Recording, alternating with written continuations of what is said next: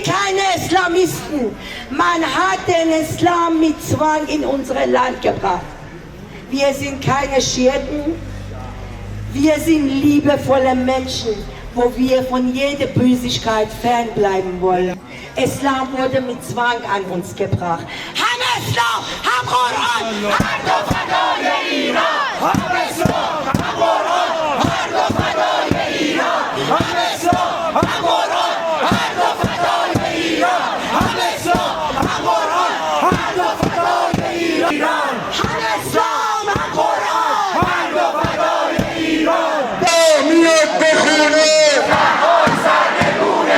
تا خون کفن نشود این وطن وطن نشود. هر دو فدای ایران هم غزه هم لبنان هر دو فدای ایران هم غزه هم لبنان هر دو فدای ایران جد تو شاهده برو بریم برو بکی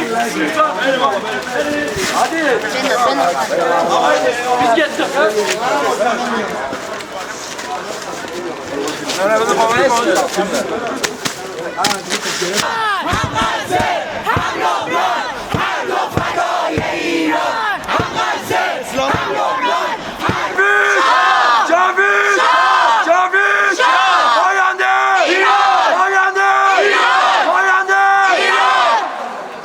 رضا پهلوی این دارد این جان ما آینده باد خاک ایران ما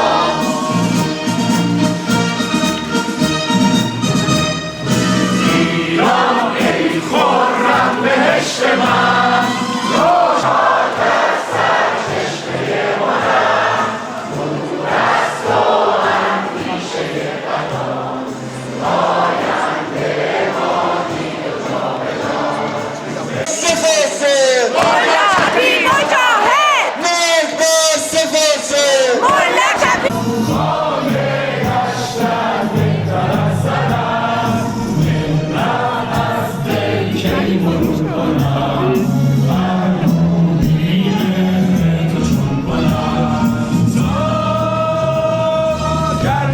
سرود ملی رو میذاریم به اطلاع سکوت کنیم.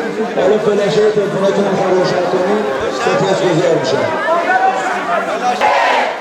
دوستان میارم ما از دوشنبه تا جمعه آینده از ساعت 3 سفاسه مولا کبیر مجاهد ما ملت کبیریم ایران رو پس میدیم. آبی شاه